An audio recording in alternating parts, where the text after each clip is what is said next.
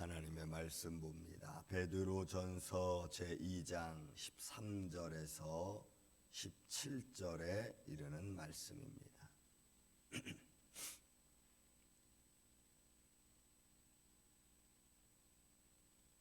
말씀을 교독합니다. 인간의 모든 제도를 주를 위하여 순종하되 혹은 위에 있는 왕이나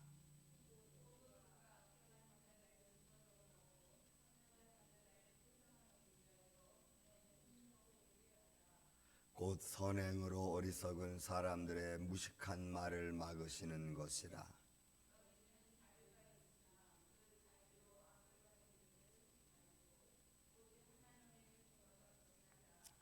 무사람을 공경하며 형제를 사랑하며 하나님을 두려워하며 왕을 존대하라.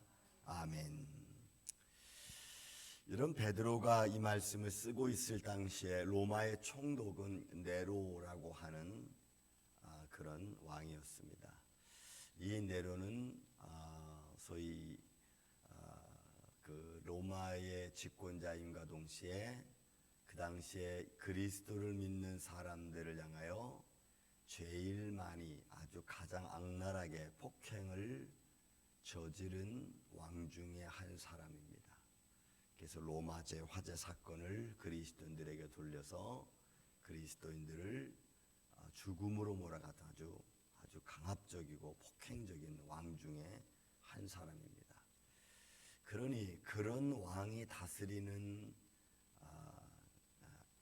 받는 백성들은 왕의 권력과 힘에 의해서 밑에 있는 사람들은 사실 죽음으로 밖에는 그런 일들을 감당해낼 수 없는 거죠. 자기의 왕권을 지키기 위해서 저질렀던 수많은 범죄들은 사실은 그리스도인들이 감당해야 될 목 중에 하나였습니다.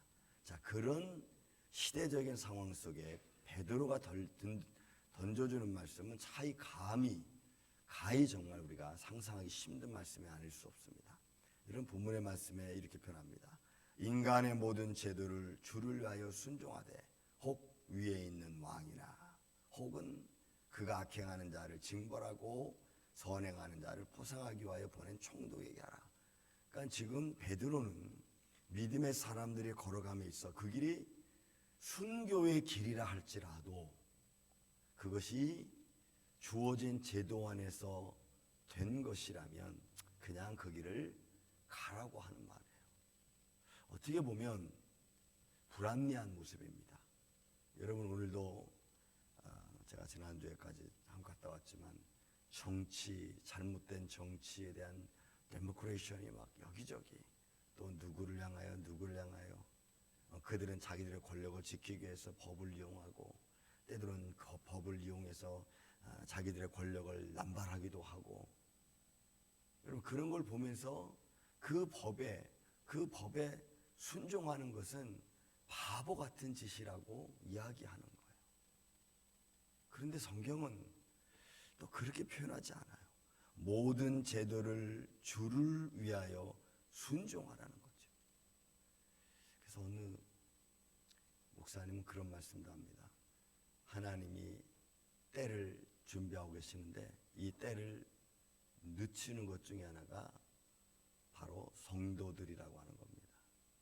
여러분 자꾸 고쳐달라고 하니까 하나님을 고치다 보니까 하나님의 때가 점점 늦어지고 있다는 거죠. 고치지 않으면 바로 그냥 하나님의 심판이 말 텐데 자꾸 고쳐달라고 하니까 멸망당할 쯤 되면 고치고 멸망당할 쯤 되면 고치고 우스갯소리로 한 말씀이겠습니다만은 여러분 사람의 세워진 제도 옆에 순종하는 것은 참 어려운 일입니다. 내가 이해하지 못하고 내가 받아들이지 못하는 상황 속에서 벌어진 제도, 법도 또 어떤 일 여러분 이런 것들은 정말 마음이 답답하고 괴롭죠.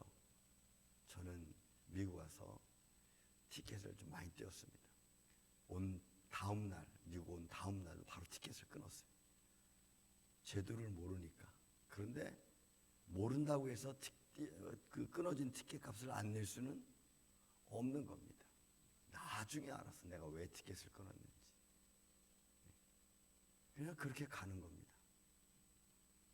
우리가 불합리하게 또 우리가 이해되지 않은 상황이 벌어질 때가 얼마나 많습니까?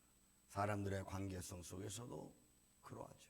하지만 우리는 그냥 때로는 손해를 보면서 때로는 조금 칭찬을 들으면서 우리는 갑니다. 베드로가 지금 그 이야기를 하고 있는 거예요. 모든 인간의 모든 제도를 주를 위하여 순종하라는 거예요. 주를 위하여. 그러니까 하나님이 갚아주신다는 거죠. 여러분 믿습니까? 하나님이 갚아주신다.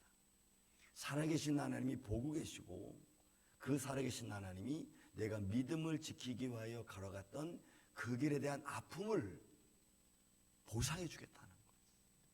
여러분 믿음의 길을 지키기 위하여 달려간 아픔의 길, 때로는 그게 죽음의 길일 수도 있죠. 근데 그것을 하나님이 갚아주신다. 그러니 여러분 우리가 이런 믿음의 말을 듣고 하나님 말씀을 따라 순종하는 길은 참 어떨 때는 인간의 모든 생각과 이성을 뒤로 하고 악법도 법이라고 말한 것처럼 여러분 그런 길을 그냥 믿음으로 걸어가는. 반면에 여러분 또 악한 자를 징벌하고 선행한 자를 포상하게, 그러니까 계속 악한 것만은 아니라는 거죠. 그러니까 어쨌든 위정자들, 인간의 모든 제도를 순종할 때 주를 위해서 하라고 하는 이 베드로의 말씀은 이 당시에 살고 있는 그리스도인들에게는 이거 아주 무서운 말씀 중에 하나입니다. 그리고 이성으로 점철되어 있는 사람들에게는 도저히 용납될 수 없는 말씀이기도 합니다.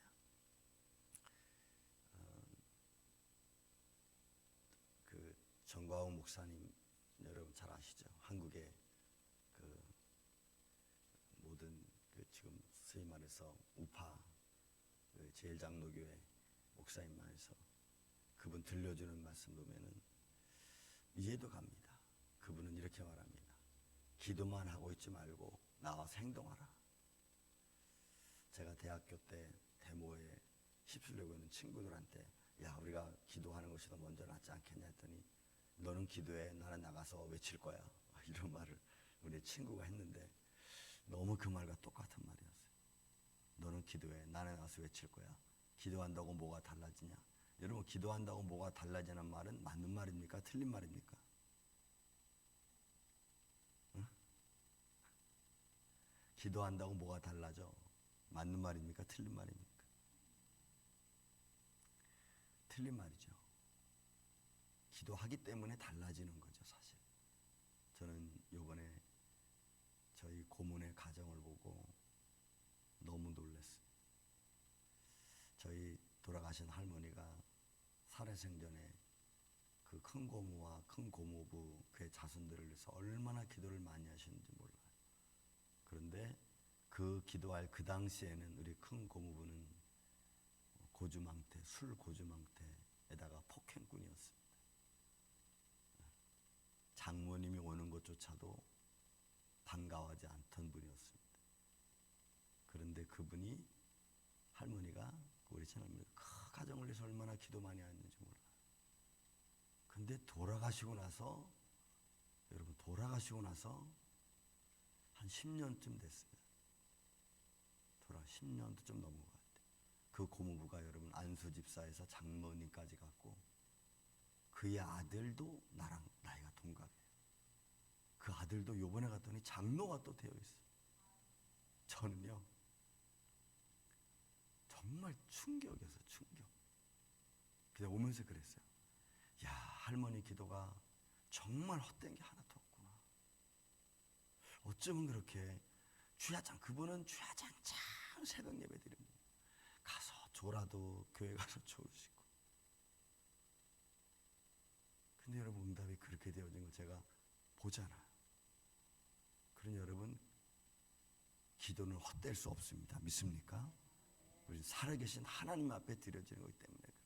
그래서 우리가 소망을 갖고 나아가는 거예요. 또한 말합니다. 베드로는 그 선행으로 어리석은 사람들을 무식한 말을 막으시는 것이라. 여러분 선행은 좋은 일이죠. 여러분 이 무식하다는 말은 지식에 결핍한 지식이 좀 모자란 그런 뜻도 있지만 이 결무식기라는 말은 고집이 센, 그래서 바꾸지 않는 걸 말해. 그러니까 선행으로 어리석은 사람들의 그 고집이 세고 바꾸지 않는 그 사람들을 하나님이 선행으로 막는 거야. 그러니까 선행을 하면은 아무리 고집을 펴도 그건 인정할 수밖에 없는 거니까.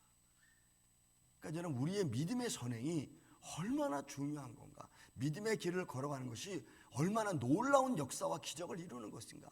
고집 세고, 그죠? 자기를 바꾸지 하려고 하는 사람들까지도 막으시고 바꾸시는 하나님. 그래서 여러분, 믿음의 선행은 모든 것을 변화시킬 수 있는 큰 능력이 되는 거예요.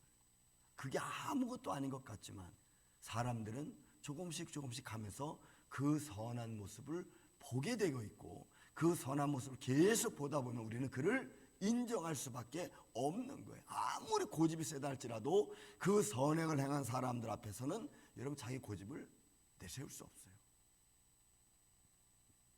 그래서 베드로가, 여러분 인간의 제도도 주를 위하여 순종할 정도면 악행하는 자들은 얼마나 그 법을 이용하겠어요. 그러나 선행하는 자들은 그 길을 가다 보면 그들이 지금은 고통당하는 것 같지만 시간이 가면 갈수록 그 고통이 의라는 것을 알게 된다는 거지. 그런 여러분, 믿음의 사람이 아플 수밖에 없어. 여러분, 믿음의 사람이 아플 수밖에 없어. 먼저 깨닫는 사람이 힘들 수밖에 없어요. 그러나 그 먼저 깨달아서 힘든 것은 주님께서 갚아주실 줄로 믿습니다. 그래야 먼저 깨달은 자의 마음에 위로가 생기지 않겠어요. 먼저 아픔 당한 자의 하나님의 축복이 있기에 그 아픔이 기쁨이 되지 않겠어요. 또 말하면 너희는 자유가 있으나 그 자유로 악을 행하는 데 기르지 쓰지 말고 오직 하나님의 종과 같이 해라. 여러분, 우리에게는 하나님의 자유됨이 있죠.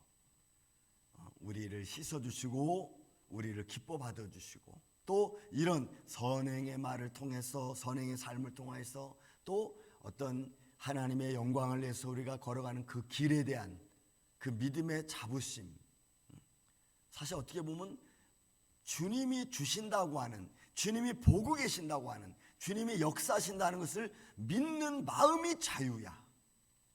그 마음이, 주님이 지금 내 힘든 마음을 모르시면, 여러분 모르면 그러면 그게 고통인데, 그걸 아시는 분이 계시기 때문에 그걸 믿으면 우리 마음에 자유가 있습니다. 믿습니까 여러분?